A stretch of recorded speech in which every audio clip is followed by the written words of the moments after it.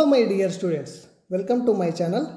ವಿದ್ಯಾರ್ಥಿಗಳೇ, ಇಂದಿನ ಈ ಒಂದು ವಿಡಿಯೋ ವಿಭಾಗದಲ್ಲಿ ನಾವು 2024-25 ಸಾಲಿನ SSLC ಮಾದರಿ ಪ್ರಶ್ನೆ ಪತ್ರಿಕೆಗಳನ್ನು ಬಿಡಿಸ್ತಾ ಇದ್ದೀವಲ್ಲ, ಈ ಮಾದರಿ ಪ್ರಶ್ನೆ ಪತ್ರಿಕೆದು 2 ಇದೆ ವಿದ್ಯಾರ್ಥಿಗಳೇ. ಈ ಒಂದು ವಿಡಿಯೋದಲ್ಲಿ ನಾವು ಮಾದರಿ ಪ್ರಶ್ನೆ ಪತ್ರಿಕೆ 2ರ 1 ಅಂಕದ ಪ್ರಶ್ನೆಗಳನ್ನು ಈಗಾಗಲೇ ನಾವು ಲಾಸ್ಟ್ ವಿಡಿಯೋದಲ್ಲಿ ನೋಡಿದ್ದೀವಿ. ಈಗ ಈ ಒಂದು ವಿಡಿಯೋದಲ್ಲಿ ನಾವು ಇದೇ ಮಾದರಿ ಪ್ರಶ್ನೆ ಪತ್ರಿಕೆ 2 ಅಂಕದ ಪ್ರಶ್ನೆಗಳಿಗೆ ಉತ್ತರಗಳನ್ನು ನೋಡೋಣ. ಓಕೆ ವಿದ್ಯಾರ್ಥಿಗಳು, ಹಾಗಾದರೆ ಬನ್ನಿ 2 ಅಂಕದ ಪ್ರಶ್ನೆಗಳನ್ನು ನಾವು ಈ ಒಂದು ವಿಡಿಯೋದಲ್ಲಿ ಬಿಡಿಸೋಣ ಅಂತ. ಓಕೆ, ರೆಡಿ ಆದರೆ ಬನ್ನಿ. ಈಗ ನೀವು ಅಬ್ಸರ್ವ್ ಮಾಡಿದ್ರೆ ಮೂರನೇ ಮೇನ್ ಕ್ವಶನಲ್ಲಿ ಏನಿದೆ, ಕೆಳಗಿನ ಪ್ರಶ್ನೆಗಳಿಗೆ ಉತ್ತರಿಸಿ ಅಂತಿದೆ. ಇಲ್ಲಿ 8 ಪ್ರಶ್ನೆಗಳು 2 ಅಂಕಕ್ಕೆ, ಒಟ್ಟು 16 ಅಂಕ ಇರುತ್ತದೆ ವಿದ್ಯಾರ್ಥಿ. ಓಕೆ, ಈಗ 17ನೇ ಕ್ವಶನ್ ನೋಡಿದ್ರೆ 4, 7, 10 ಸಮಾಂತರ ಶ್ರೇಣಿಯ ಮೊದಲ 20 ಪದಗಳ ಮೊತ್ತವನ್ನು ಸೂತ್ರ ಉಪಯೋಗಿಸಿ ಕಂಡುಹಿಡಿಯಿರಿ ಅಂತ ಹೇಳಿದ್ದಾನೆ. 20 ಪದಗಳ ಮೊತ್ತ ಕಂಡುಹಿಡಿಬೇಕು. ಇಲ್ಲಿ ಮಾದರಿ ಪ್ರಶ್ನೆ ಪತ್ರಿಕೆ 1ರಲ್ಲಿ ಏನು ಕೇಳಿದ್ರು, 1ರಲ್ಲಿ ಪದಗಳು ಕೇಳಿದ್ರು ನೋಡಿ. ಇಲ್ಲಿ ಪದಗಳ ಮೊತ್ತ ಕಂಡುಹಿಡಿ ಅಂತ ಹೇಳಿದ್ದಾರೆ. ಹಾಗಾಗಿ ನೀವು ಸಮಾಂತರ ಶ್ರೇಣಿಯಲ್ಲಿ ಬರುವಂಥ ಪದ ಕಂಡುಹಿಡಿ ಮತ್ತು ಪದಗಳ ಮೊತ್ತ ಕಂಡುಹಿಡಿ ಎರಡೂ ಲೆಕ್ಕಗಳನ್ನು ಹೆಚ್ಚು ಪ್ರಾಕ್ಟೀಸ್ ಮಾಡಿದ್ರೆ 2 ಅಂಕ ಬರ್ತದೆ. ಓಕೆ ಸರಿ, ಇದನ್ನು ಯಾವ ರೀತಿ ಬಿಡಿಸೋಣ ಅಂತ ನೋಡೋಣ. ಸೊಲ್ಯೂಷನ್ನಲ್ಲಿ ಬರ್ಕೊಳ್ಳೋಣ. ಕೊಟ್ಟಿರುವಂಥ ಶ್ರೇಣಿಯನ್ನು ಬರೀರಿ. 4, 7, 10 ಅಲ್ವಾ ಬರೀತೀರಿ. ಇಲ್ಲಿ ಮೊದಲನೇ ಪದ ಮತ್ತು ಸಾಮಾನ್ಯ ವ್ಯತ್ಯಾಸ ಕಂಡುಹಿಡ್ಕೊಳ್ಳೋಣ. ಮೊದಲನೇ ಪದ ಎಷ್ಟಿದೆ? 4 ಇದೆ. Okay, D ಕಂಡುಹಿಡಿತೀರ. A2 - A1 ಅಂದರೆ 7ರಲ್ಲಿ 4ಅನ್ನು ಕಳೀರಿ. ಎಷ್ಟಾಗ್ತದೆ ನೋಡಿರಿ, 3 ಆಯಿತು. ಏನು ಕೊಟ್ಟಿದ್ದಾರೆ? ಪದಗಳ ಸಂಖ್ಯೆ ಎಷ್ಟು? 20. Very good. ಓಕೆ, ಏನು ಮಾಡೋಣ ಈಗ? ಪದಗಳ ಮೊತ್ತ ಕಂಡುಹಿಡಿ ಅಂತ ಹೇಳಿದ್ದಾನೆ. ಮೊತ್ತವನ್ನು ಸೂತ್ರವನ್ನು ಬರ್ಕೊಳ್ಬೇಕು ನೀವು. ಸೂತ್ರ ಯಾವುದಿದೆ ಹೇಳಿ? SN = n/2 × 2a + bracket n - 1 × d. ಈ ಸೂತ್ರವನ್ನು ನೀವು ಕರೆಕ್ಟಾಗಿ ಬರ್ಕೊಳ್ಬೇಕು, ಮೊತ್ತ ಕಂಡುಹಿಡಿಯುವ ಸೂತ್ರ. ಓಕೆ, ಇದರಲ್ಲಿ ಬೆಲೆಗಳನ್ನು ಆದೇಶ ಮಾಡೋಣ. n ಅಂದರೆ ಎಷ್ಟು? ಇಲ್ಲಿ 20 ಬರೀತೀರಾ. n ಅಂದರೆ 20/2 ಬರ್ಕೊಳ್ರಿ. ಓಕೆ, 2 × a ವ್ಯಾಲ್ಯೂ ಎಷ್ಟಿದೆ ನೋಡಿ. a ಬೆಲೆಯಲ್ಲಿ ಮೊದಲನೇ ಪದ 4 ಪ್ಲಸ್ ಬರೀರಿ. n ಇದ್ದಲ್ಲಿ ಎಷ್ಟು ಬರೀತೀರಾ? ಮತ್ತೆ 20 - 1 × d ಬೆಲೆ ಎಷ್ಟದ? ಸಾಮಾನ್ಯ ವ್ಯತ್ಯಾಸ 4 ಬರ್ದಿರಿ ಅಲ್ವಾ. 4 ವ್ಯತ್ಯಾಸ ಎಷ್ಟು ಹೇಳಿ? ಓಕೆ, ಇಲ್ಲಿ ಸಾಮಾನ್ಯ ವ್ಯತ್ಯಾಸ ಎಷ್ಟು ಕಂಡು ಹಿಡಿದಿರಿ ನೋಡಿ. 7ರಲ್ಲಿ 4ಅನ್ನು ಕಳೆದ್ರೆ 3. ಸಾಮಾನ್ಯ ವ್ಯತ್ಯಾಸ D 3 ಬರ್ಕೊಳ್ರಿ. ಸರಿ, ಈಗ ಇದನ್ನು ಡಿವೈಡ್ ಮಾಡಿರಿ. 2 ಅಂದರೆ 2 10 20 ಆಗ್ತದೆ. 10 ಬರೀತಾರೆ, 10 ಉಳಿತಲ್ಲ, 10 ಬರ್ಕೊಳ್ರಿ. ಅದೇ ರೀತಿ 2 ಗುಣಾಕಾರ ಮಾಡಿರಿ. 2 4 8 ಪ್ಲಸ್ 20ರಲ್ಲಿ 1ಅನ್ನು ಕಳೀರಿ. 19 × ಎಷ್ಟು ಉಳಿತು? ಇಲ್ಲಿ 3 ಉಳಿತು ಅಲ್ವಾ. ಈಗ ನೀವು ಬ್ರ್ಯಾಕೆಟನ್ನು ಬಿಡಿಸ್ಬೇಕಾಗಿದೆ. 10 ಹಾಗೆ ಬರೀರಿ, 8ನ ಹಾಗೆ ಬರೀರಿ. ಮೊದಲು ಗುಣಾಕಾರ ಮಾಡಬೇಕು ನಾವು. ಪ್ಲಸ್ ಹಾಗೆ ಬರೀ. 19ಕ್ಕೆ 3ಅನ್ನು ಗುಣಾಕಾರ ಮಾಡಿರಿ. 19 ಎಷ್ಟಾಗ್ತದೆ ನೋಡಿರಿ? 57. ಓಕೆ, ಈಗ ಮತ್ತೆ ಅವೆರಡನ್ನು ಕೂಡಿಸ್ಬೇಕು ನೀವು ಇಲ್ಲಿ. 10 ಹಾಗೆ ಬರೀರಿ. 8 ಪ್ಲಸ್ 57 ಕೂಡಿಸಿದ್ರೆ ನಮಗೆ ಎಷ್ಟಾಗುತ್ತೆ ನೋಡಿ? 65 ಆಗುತ್ತೆ ಅಲ್ವಾ. 65ಕ್ಕೆ ಮತ್ತು 10ಅನ್ನು ನೀವೇನು ಮಾಡಬೇಕು? ಗುಣಾಕಾರ ಮಾಡಬೇಕು. ಇಲ್ಲಿ ಮಲ್ಟಿಪ್ಲೈ ಮಾಡಿದ್ರೆ 650 ಅಂದರೆ ಎಷ್ಟು? 20 ಪದಗಳ ಮೊತ್ತ. 20 ಪದಗಳ ಮೊತ್ತ ಎಷ್ಟಾಗ್ತದೆ ವಿದ್ಯಾರ್ಥಿಗಳೇ? 650 ನೋಡಿ. 17ನೇ ಕ್ವಶನ್ ಸಮಾಂತರ ಶ್ರೇಣಿಯಲ್ಲಿ ಕೇಳಿರುವಂಥ ತುಂಬ ಸುಲಭವಾದ ಪ್ರಶ್ನೆ ಇದು. ನೆಕ್ಸ್ಟ್ ನೋಡಿದ್ರೆ ಇಲ್ಲಿ ಏನಿದೆ ನೋಡಿ, 18 ಕ್ವಶನ್. ಕೊಟ್ಟಿರುವ ರೇಖಾತ್ಮಕ ಸಮೀಕರಣ ಜೋಡಿಯನ್ನು ವರ್ಜಿಸುವ ವಿಧಾನದಿಂದ ಬಿಡಿಸಿ ಅಂತ ಹೇಳ್ತಾರೆ. ಇದನ್ನು ಸಹ ಕಂಪಲ್ಸರಿ ಕ್ವಶನ್ ಇದೆ. ಓಕೆ, ಯಾವ ರೀತಿ ಬಿಡಿಸ್ಬೇಕಂತ ನೋಡ್ತೀರಾ? ಸೊಲ್ಯೂಷನಲ್ಲಿ 1ನೇ ಸಮೀಕರಣ 2x + y = 8 ಸಮೀಕರಣ 1 ಅಂತ ಬರ್ಕೊಳ್ರಿ. 2ನೇ ಸಮೀಕರಣ ಏನು? x - y = 1 ಸಮೀಕರಣ 2 ಅಂತ ಹೇಳೋಣ. ಓಕೆ ವಿದ್ಯಾರ್ಥಿಗಳು, ಇಲ್ಲಿ ನಮಗೆ ಏನು ಮಾಡಬೇಕು? ವರ್ಜಿಸುವ ವಿಧಾನ ಅಂದರೆ ಈ ಕೊಟ್ಟಿರುವಂಥ ಚರಾಕ್ಷರಗಳಲ್ಲಿ ಯಾವುದಾದ್ರೂ ಒಂದು ಚರಾಕ್ಷರವನ್ನು ನಾವೇನು ಮಾಡಬೇಕು? ಕ್ಯಾನ್ಸಲ್ ಮಾಡಬೇಕು. ಸೇಮ್ ಇರಬೇಕು. ಅಂದರೆ ಇಲ್ಲಿ 2x ಇದೆ, ಇಲ್ಲಿ x ಇದೆ ನೋಡಿ. 2 ಕ್ಯಾನ್ಸಲ್ ಮಾಡೋಕ್ಕಾಗಲ್ಲ. ಇಲ್ಲಿ y ಇದೆ, y 2 ಸೇಮ್ ಇದಾವಲ್ಲ. ಅಂದರೆ y 2 ಸಮೀಕರಣಗಳನ್ನು ನಾವೇನು ಮಾಡ್ಬೋದು? ರದ್ದುಪಡಿಸ್ಬೋದು ನೋಡಿ. ಹಾಗಾಗಿ ಏನು ಮಾಡೋಣ? ಸಮೀಕರಣ 1 ಮತ್ತು 2ರಿಂದ ಅಂತ ಬರ್ಕೊಂಡು ಬಿಡೋಣ ಡೈರೆಕ್ಟಾಗಿ. 1 ಮತ್ತು 2ರಿಂದ ಅಂತ ಬರೀರಿ. 1ನೇ ಸಮೀಕರಣ ಏನಿದೆ ನೋಡಿ, 2x + y = 8. ಇಲ್ಲಿ ಕೆಳಗಡೆ ಬರೀರಿ. x - y = 1 ಅಂತ ಬರೆಯೋಣ. ಓಕೆ, ಬರೋದೀಗ ಚಿಹ್ನೆಯನ್ನು ಬದಲಾಯಿಸೋ ಅವಶ್ಯಕತೆ ಇಲ್ಲ ವಿದ್ಯಾರ್ಥಿಗಳು. ಯಾಕೆ ಹೇಳ್ರಿ? ಇಲ್ಲಿ +y ಮತ್ತು -y ಇರೋದ್ರಿಂದ ನೇರವಾಗಿ ನಾವು 2ಅನ್ನು ರದ್ದುಪಡಿಸ್ಬೋದು. ಕ್ಯಾನ್ಸಲ್ ಮಾಡಿದ್ರೆ 0 ಆಗ್ತದೆ. 1 y-ನಲ್ಲಿ 1 y-ನ ಕಳೆದಿದ್ದೀವಿ ಅಂತ ಅರ್ಥ. ಈಗ ನೋಡಿ, ಇಲ್ಲಿ 2 ಪ್ಲಸ್ ಚಿಹ್ನೆ ಇದೆ. 2x 1x ಕೂಡ ಏನು ಮಾಡಿದ್ರೆ ಕೂಡಿಸಿದ್ರೆ 3x ಆಗ್ತದೆ. = 8 1 ಕೂಡಿಸಿದ್ರೆ ಎಷ್ಟು? 9. ಸರಿ, ಈಗ x ವ್ಯಾಲ್ಯೂ ಕಂಡುಹಿಡಿಬೇಕು ನೀವು. x = 9. ಇದು ಇಂಟು ಇದ್ದು ಡಿವೈಡ್ ಆಗ್ತದೆ. 3 ಡಿವೈಡ್ ಮಾಡಿದ್ರೆ 3 1 3 3 9 ಅಂದರೆ x ಬೆಲೆ ಎಷ್ಟಾಗಿತ್ತು ನೋಡಿ? 3 ಆಗ್ತದೆ. ಸರಿ, ಈಗ ಎಕ್ಸ್ನ ಬೆಲೆ ಏನು ಮಾಡಿ ನೀವು ಸಮೀಕರಣ 1ರಲ್ಲಿ ಅಥವಾ 2ರಲ್ಲಿ ಆದೇಶ ಮಾಡಿದ್ರೆ ನಿಮಗೆ y-ನ ಬೆಲೆ ಗೊತ್ತಾಗುತ್ತೆ. ಸರಿ, ಈಗ x = 3ಅನ್ನು ಸಮೀಕರಣ 1ರಲ್ಲಿ ಆದೇಶಿಸಿ ಅಂತ ಮಾಡಿರಿ. ಅಥವಾ 1 ಅಥವಾ 2 ಯಾವುದರಲ್ಲಿ ಏನಾದರೂ ನೀವು ಆದೇಶ ಮಾಡ್ಬೋದು. ಈ ಒಂದನೇ ಸಮೀಕರಣದಲ್ಲಿ ಮಾಡ್ತಾ ಇದ್ದೀನಿ ನಾನು 2x plus y is equal to 8. 2 into ಎಕ್ಸ್ನ ವ್ಯಾಲ್ಯೂ ಎಷ್ಟು ಕಂಡುಹಿಡಿದೀವಿ 3 ಪ್ಲಸ್ y ಈಕ್ವಲ್ ಟು 8. 2 3 ಗುಣಿಸ್ರಿ 2 3 6 y equal to 8. y equal to 8 plus ಇದ್ದಿದ್ದು ಬಲಭಾಗದಲ್ಲಿ ತಂದರೆ ಮೈನಸ್ 6 ಆಗ್ತದೆ.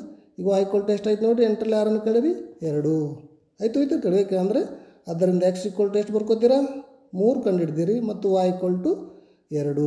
ಈ ರೀತಿ ವರ್ಜಿಸುವ ವಿಧಾನದಿಂದ ಸಮೀಕರಣಕ್ಕೆ ನಾವು ಪರಿಹಾರವನ್ನು ಕಂಡುಹಿಡಿದ್ವಿ. ನೆಕ್ಸ್ಟ್ ಕ್ವಶನ್ ನೋಡಿದ್ರೆ ಇಲ್ಲೊಂದು ಚಾಯ್ಸ್ ಕ್ವಶನ್ ಇದೆ ವಿದ್ಯಾರ್ಥಿಗಳೇ. ಇದರದಲ್ಲೇ ನೀವು ಯಾವುದಾದ್ರೂ ಒಂದನ್ನು ಬಿಡಿಸ್ರಿ. ನಾನು ಎರಡನ್ನು ಇಲ್ಲಿ ಎರಡೂ ಬಿಡಿಸಿದ್ದೀನಿ ನೋಡಿ. ಏನಿದೆ ಎರಡನೇ ಕ್ವಶನು, 2 ಧನಪೂರ್ಣಾಂಕಗಳ ವ್ಯತ್ಯಾಸ 26, ಅವುಗಳಲ್ಲಿ ಒಂದು ಸಂಖ್ಯೆಯು ಇನ್ನೊಂದು ಸಂಖ್ಯೆಯ 3ರಷ್ಟಿದ್ದರೆ ಆ ಸಂಖ್ಯೆಗಳನ್ನು ಕಂಡುಹಿಡಿಯಿರಿ ಅಂತ ಹೇಳಿದ್ದಾನೆ. ಓಕೆ, ಆಲ್ರೆಡಿ ಬರೆದಿದ್ದೀನಿ ನಾನು ಯಾವ ರೀತಿ ಅಂತ. ಇನ್ನೂ ಗೊತ್ತಿಲ್ಲ ಎಲ್ಲ ಸಂಖ್ಯೆಗಳು. ಏನು ಮಾಡೋಣ, 2 ಧನಪೂರ್ಣಾಂಕಗಳು x ಮತ್ತು y ಆಗಿರಲಿ ಅಂತ ಹೇಳೋಣ. ವ್ಯತ್ಯಾಸ ಕೊಟ್ಟಿದ್ದ ನೋಡಿ, ವ್ಯತ್ಯಾಸ ಎಷ್ಟು 26 ಅಂದರೆ ಎಕ್ಸ್ನಲ್ಲಿ y ಕಳೆದ್ರೆ 26 ಅಂತ ಬರ್ಕೊಂಡಿದ್ದೀನಿ. ಸಮೀಕರಣ 1. ಇನ್ನೊಂದು ಕಂಡೀಷನ್ ಏನು ಹೇಳಿದ್ದಾರೆ, ಒಂದು ಸಂಖ್ಯೆಯು ಇನ್ನೊಂದು ಸಂಖ್ಯೆ 3ರಷ್ಟಿದೆ ಅಂತ ಹೇಳಿದ್ದಾರೆ. ಅಂದರೆ ಒಂದು ಸಂಖ್ಯೆ x, ಈ x ಏನಾಗಿದೆ yನ 3ರಷ್ಟಿದೆ ಅಂತ ಬರ್ಕೊಳ್ಳೋಣ. ಅಂದರೆ 3y. ಇದು ಸಮೀಕರಣ 2. ಆಲ್ರೆಡಿ ನಮಗೆ ಎಕ್ಸ್ನ ವ್ಯಾಲ್ಯೂ ಗೊತ್ತಾಗುತ್ತೆ ಎಷ್ಟು 3y ಅಂತೇಳಿ.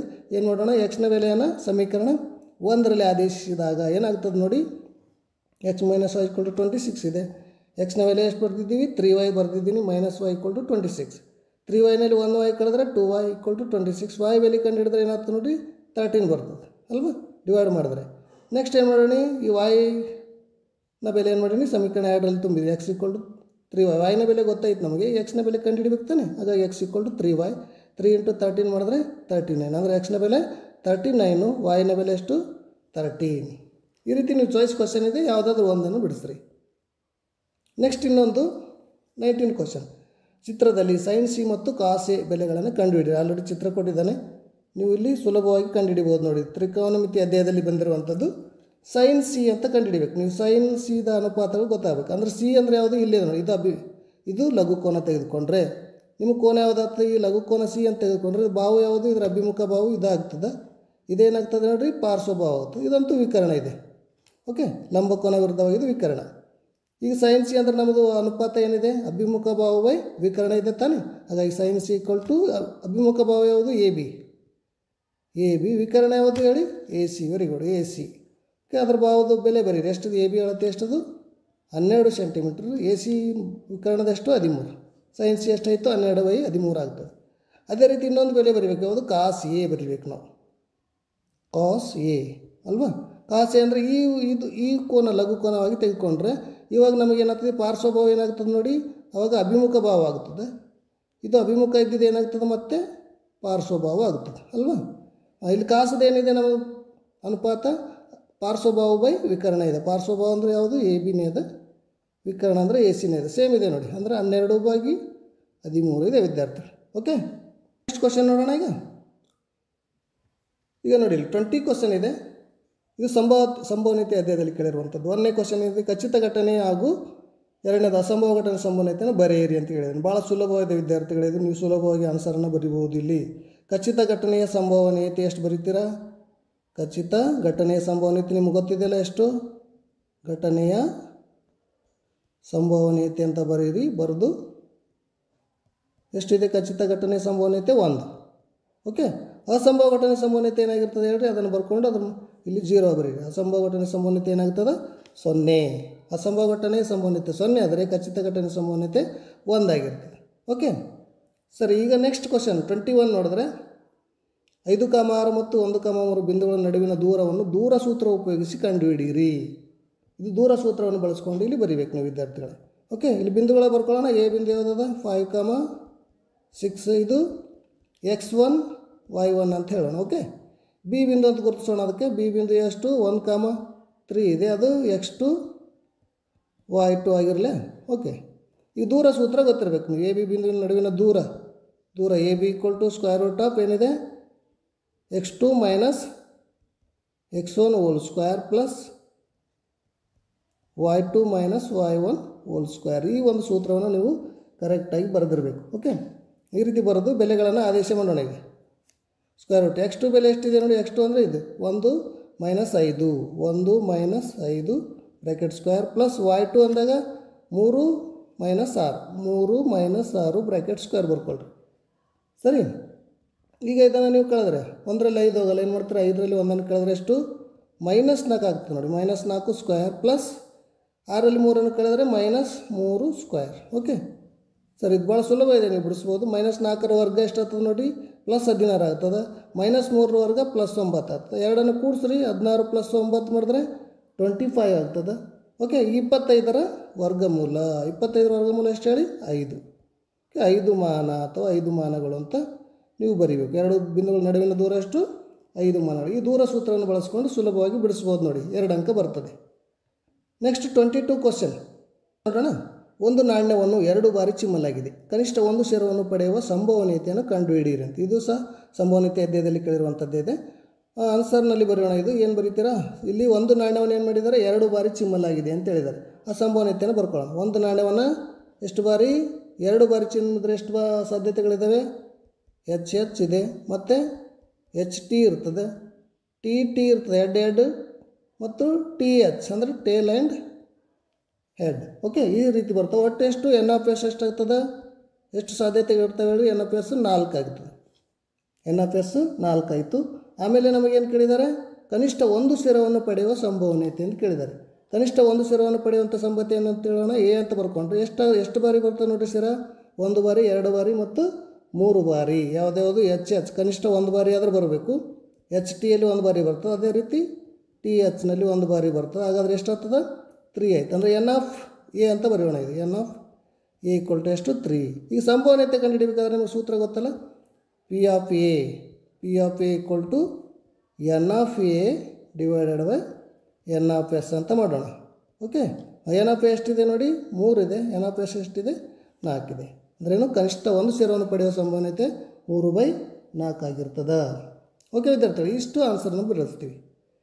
ನೆಕ್ಸ್ಟ್ ನೋಡಿದ್ರೆ 23 ಕ್ವಶನ್ ಇದೆ. ಇದು ವರ್ಗ ಸಮೀಕರಣದಲ್ಲಿ ಬಂದಿರುವಂಥದ್ದು ನೋಡಿ.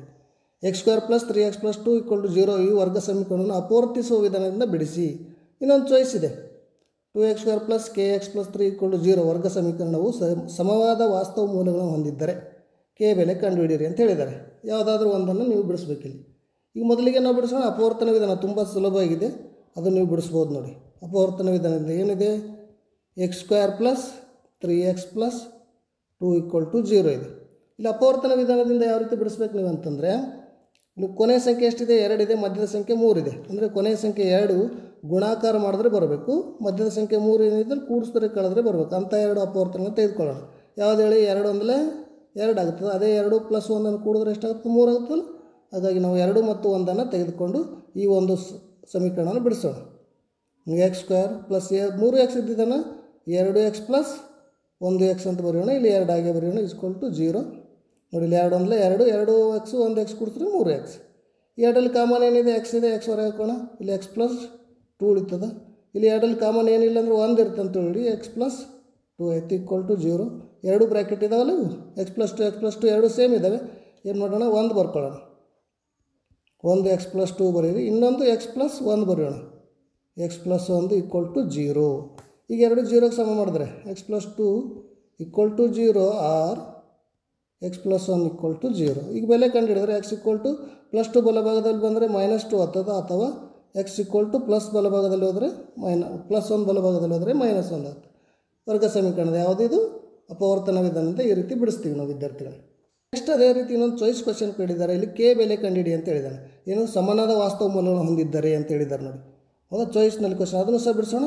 ಅದು ಬರ್ಕೊಳ್ಬಿಡ, ಸಮೀಕರಣ ಬರೆಯೋಣ. ಅದು ಏನಿದೆ, 2x² + kx + 3 = 0. ಓಕೆ, ಇದ್ರ ಬೆಲೆಗಳನ್ನು ಬರ್ಕೊಳ್ಳೋಣ. ಈಗ ಬೆಲೆ ಏನಿದೆ, a = ಎಷ್ಟಿದೆ ನೋಡಿ 2, b = ಎಷ್ಟು ಇಲ್ಲಿ k ಆ್ಯಂಡ್ c = 3. ಇಲ್ಲಿ 2 ಸಮನಾದ ಮೂಲಗಳು ಹೊಂದಿದ್ದರೆ ಏನಿದೆ, ಶೋಧಕ ಏನಿದೆ ನೋಡಿ, b² - 4ac = 0 ಅಂತ ತೆಗೆದುಕೊಳ್ಬೇಕು ನೀವು. ಹೌದಾ, b ಬೆಲೆ ಏನು ಕೊಡಿ, k ಇದೆ, k² ಮಾಡೋಣ, -4 × a ವ್ಯಾಲ್ಯೂ ಎಷ್ಟಿದೆ 2 ಇದೆ, ಇಂಟು c ವ್ಯಾಲ್ಯೂ ಎಷ್ಟಿದೆ 3 ಇದೆ, = 0 ಮಾಡೋಣ. ಈಗ k² -4 8 8 3 24 = 0. ಸರಿ, k ಬೆಲೆ ಕಂಡುಹಿಡಿಯಬೇಕಾದ್ರೆ k² ಆಗಿ ಬರೆದ್ರೆ -24 ಬಲಭಾಗದಲ್ಲಿ ಬಂದರೆ +24 ಆಗ್ತದೆ. ಈ k = ಏನಾಯ್ತು ಹೇಳಿ, ± ಸ್ಕ್ವೇರ್ ರೂಟ್ ತೆಗೆದ್ರೆ ಇದಕ್ಕೆ ಮುಂದಿನ ಸ್ಕ್ವೇರ್ ರೂಟ್ ಆಗ್ತಾರೆ, 24 ಆಗ್ತದೆ. ಓಕೆ, 24ರ ವರ್ಗಮೂಲ, 24ರ ವರ್ಗಮೂಲ ಇಲ್ವಲ್ಲ, ಏನು ಮಾಡ್ತೀರಾ, 4 × 24 ಅಂತ ನೀವು ಬಿಡಿಸ್ಕೊಳ್ಬೋದು. 4 × 6 ಅಂತ ಬರೆದ್ರೆ 4ರ ವರ್ಗಮೂಲ ಗೊತ್ತಿದೆ ಎಷ್ಟು 2 ರೂಟ್ 6 ಅಂತ ಬರಿಬೋದು ವಿದ್ಯಾರ್ಥಿಗಳೇ. 2 ರೂಟ್ 6 ಅಂತ ಬರೆದ್ರೆ ಸರಿ ಉತ್ತರ. ಇಲ್ಲಿ ಪ್ಲಸ್ ಆರ್ ಮೈನಸ್ ಹಾಕ್ರಿ. ಓಕೆ, ಈ ರೀತಿ ಚಾಯ್ಸ್ ಕ್ವಶನ್ ಸಹ ನೀವು ಬಿಡಿಸ್ಬೋದು. ಟ್ರೈ ಮಾಡಿ ಅದನ್ನು. 24th 2 ಅಂಕದ ಕೊನೆಯ ಪ್ರಶ್ನೆ ಇದು 24ನೇ ಪ್ರಶ್ನೆ ನೋಡಿ. ಇಲ್ಲಿ ತ್ರಿಭುಜ ಎ ಬಿ ಸಿಯಲ್ಲಿ ಡಿ ಸಮಾಂತರ B C A D x A D equal to x B D x-2 A E x+2 ಮತ್ತು ಸಿ x-1 ಆದರೆ ಎಕ್ಸ್ ಬೆಲೆಯನ್ನು ಕಂಡುಹಿಡಿಯಿರಿ ಹಾಗೂ ಎ ಡಿ ಅನುಪಾತ ಡಿ ಬಿಯನ್ನು ಕಂಡುಹಿಡಿಯಿರಿ ಅಂತ ಹೇಳಿದ್ದಾನೆ. ಓಕೆ ವಿದ್ಯಾರ್ಥಿ, ಇದು ಯಾವ ನಿಯಮದ ಪ್ರಕಾರ ಮಾಡ್ಬೋದು ಹೇಳಿ ನೀವು? ತ್ರಿಭುಜ ಅಧ್ಯಾಯದಲ್ಲಿ ತೇಲ್ಸನ ಪ್ರಮೇಯ ಏನಿದೆಯಲ್ಲ, ಆ ತೇಲ್ಸನ ಪ್ರಮೇಯದ ಪ್ರಕಾರ ಇದನ್ನು ಬಿಡಿಸ್ಬೋದು. ತ್ರಿಭುಜ ಎ ಬಿ ಸಿ ಮತ್ತು ಡಿ ಎಫ್ ಅಲ್ಲಿ ಏನಾಗ್ತದೆ ನೋಡಿ, A D by D B equal to A E by E C ಅಂತ ಬರೆದುಕೊಂಡು ಇದನ್ನು ಬಿಡಿಸೋಣ. ಓಕೆ, ತೇಲ್ಸನ ಪ್ರಮೇಯದ ಪ್ರಕಾರ A D by D B equal to A E by E C ಆಗ್ತದೆ. A E by E C ಯಾವ ನಿಯಮದ ಪ್ರಕಾರ? ತೇಲ್ಸನ ನಿಯಮ ಅಂತ ಬರೀರಿ ಬೇಕಾದ್ರೆ ಬ್ರ್ಯಾಕೆಟ್ನಲ್ಲಿ ತೇಲ್ಸ್ ನಿಯಮ ಅಂತ ಬರೆಯೋಣ. ಸರಿ, ಈಗ ಬೆಲೆ ಹಾಕೋಣ. ಎ ಡಿ ಎಷ್ಟಿದೆ ನೋಡಿ, ಅಳತೆ ಕೊಟ್ಟಿದ್ದಾನೆ ಎಕ್ಸ್ ಅಂತ ಬರೆಯೋಣ. ಎಕ್ಸ್ ಡಿ ಬಿ ಎಷ್ಟಿದೆ ನೋಡಿ, x-2 ಬರೆಯೋಣ. ಈಕ್ವಲ್ ಟು ಹಾಕ್ರಿ. ಎ ಇ ಎಷ್ಟಾಗ ನೋಡಿ, ಎ ಇಂದ ಇ x+2 ಇದೆ ನೋಡಿ, x+2. ಇ ಸಿ ಎಷ್ಟಿದೆ, x-1 ಕೊಟ್ಟಿದ್ದಾರೆ ಅಲ್ವಾ? ಈಗೇನು ಮಾಡ್ಬೇಕು ನೀವು ಹೇಳಿ? ಓರೆಗೋಣ, ಕ್ರಾಸ್ ಮಲ್ಟಿಪ್ಲೈ ಮಾಡಿ. x ಇಂಟು x-1 ಮಾಡೋಣ equal to x-2 into x+2 ಮಾಡೋಣ. ಸರಿ, ಈ ಬ್ರ್ಯಾಕೆಟ್ ಬಿಡಿಸಿದ್ರೆ x ಇಂಟು x ಏನಾಗ್ತದೆ, x² ಮೈನಸ್ x ಇಂಟು 1 ಮಾಡಿದ್ರೆ x ಆಯಿತು ಈಕ್ವಲ್ ಟು ಇದು a plus B into a minus ಮಾಡಿದ್ರೆ a² ಮೈನಸ್ b² ಆಗ್ತಾನೆ. a² ಮೈನಸ್ b² ಅಂದರೆ a² x² ಮೈನಸ್ b² ಅಂದರೆ 2ರ ವರ್ಗ ಎಷ್ಟು 4 ಅಂತ ಡೈರೆಕ್ಟ್ ಬರೆಯೋಣ. ಸರಿ, ಈಗೇನು ಮಾಡೋಣ ವಿದ್ಯಾರ್ಥಿಗಳು? ಇವೆಲ್ಲ ಈ ಕಡೆ ಬಂದರೆ x² ಮೈನಸ್ x² ಏನಾಗ್ತದೆ ನೋಡಿ, ಇಲ್ಲಿ -4 ಈಕ್ವಲ್ ಟು 0 ಮಾಡೋಣ. ಇಲ್ಲಿ x² ಗೆಟ್ ಕ್ಯಾನ್ಸಲ್ ಆಯಿತು. ಈಗ ಮೈನಸ್ x ಈಕ್ವಲ್ ಟು -4 ಇದ್ದು ಈ ಕಡೆ ಬರ್ತದಲ್ವ. ಈಗ +4 -4 ಈ ಕಡೆ ಬಂದರೆ -4 ಇಲ್ಲೇ ಬರೆಯೋಣ. ಇದು ಈಗ x ಮೈನಸ್ ಗೆಟ್ ಕ್ಯಾನ್ಸಲ್ ಆದರೆ x ಈಕ್ವಲ್ ಟು ಎಷ್ಟು ಆಗ್ತದೆ ನೋಡಿ, 4 ಆಯಿತು. ಇಲ್ಲೇ 4 ಆದರೆ ನಾವು ಏನು ಕಂಡುಹಿಡಿಬೇಕು? ಎ ಡಿ ಅನುಪಾತ ಡಿ ಬಿಯನ್ನು ಕಂಡುಹಿಡಿಬೇಕು ನೋಡಿ. ಎ ಡಿ ಅನುಪಾತ ಡಿ ಬಿ ಕಂಡುಹಿಡಿಬೇಕು. ಎ ಡಿ ಅನುಪಾತ ಡಿ ಬಿ ಏನಿದೆ, ಎ ಡಿ ಅನುಪಾತ ಡಿ ಬಿಯನ್ನು ಕಂಡುಹಿಡಿಬೇಕು ನೋಡಿ. ಎ ಡಿ ಅನುಪಾತ ಡಿ ಬಿ ಕಂಡುಹಿಡಿಬೇಕು. ಎ ಡಿ ಅನುಪಾತ ಡಿ ಬಿ ಏನಿದೆ, ಎ ಡಿ ಅನುಪಾತ D B equal to already ನಮಗೆ ಎಕ್ಸ್ ಇದೆ, ಅನುಪಾತದಲ್ಲಿ ಡಿ ಬಿ ಎಷ್ಟಿದೆ ನೋಡಿ, x-2 ಇದೆಯಲ್ಲ, 2 ಬರೀರಿ. x ಈಕ್ವಲ್ ಟು 4, x-2 ಅಂದರೆ 4 - 2 ಮಾಡಿದ್ರೆ ಏನಾಗ್ತದೆ ನೋಡಿ, 4 ಅನುಪಾತ 2. ಇದು ಡಿವೈಡ್ ಮಾಡಿದ್ರೆ 2 ಅಂದರೆ 2 4 ಅಂದರೆ 2 ಅನುಪಾತ 1 ಅಂತಲೂ ಬರಿಬೋದು ನೀವು. ಎ ಡಿ ಅನುಪಾತ ಡಿ ಬಿ ಅಂತ ಬರ್ಕೊಂಡ್ರೆ 2 ಅನುಪಾತ 1 ಅಂತಲೂ ಬರಿಬೋದು, ಅಥವಾ 4 ಅನುಪಾತ 2 ಬರೆದ್ರೂ ಸರಿ ಉತ್ತರ ವಿದ್ಯಾರ್ಥಿಗಳು. ಓಕೆ, ಇಷ್ಟು 2 ಅಂಕದ ಪ್ರಶ್ನೆಗಳಾಗ್ತವೆ ಇಲ್ಲಿ. ಈಗ ನೆಕ್ಸ್ಟ್ 3 ಅಂಕದ ಪ್ರಶ್ನೆಗಳು ಬರ್ತವೆ. ಇಲ್ಲಿ ಒಟ್ಟು 9 ಪ್ರಶ್ನೆಗಳಿರ್ತವೆ. ಓಕೆ ವಿದ್ಯಾರ್ಥಿಗಳು, ಈ ಸಾಕಿಲ್ಲ, ಇಷ್ಟು 2 ಅಂಕದ ಪ್ರಶ್ನೆಗಳನ್ನು ನಾವು ಈ ಒಂದು ವಿಡಿಯೋ ವಿಭಾಗದಲ್ಲಿ ನೋಡಿದ್ದೀವಿ. ನೆಕ್ಸ್ಟ್ ವಿಡಿಯೋದಲ್ಲಿ ನಾವು 3 ಅಂಕದ ಪ್ರಶ್ನೆಗಳಿಗೆ ಉತ್ತರಗಳನ್ನು ನೋಡೋಣ. ಓಕೆ ವಿದ್ಯಾರ್ಥಿಗಳೇ, ಇಲ್ಲಿವರೆಗೂ ಈ ವಿಡಿಯೋವನ್ನು ವೀಕ್ಷಿಸಿದ್ರಿ, ತಮಗೆಲ್ಲ ಆತ್ಮೀಯವಾದ ಧನ್ಯವಾದಗಳು.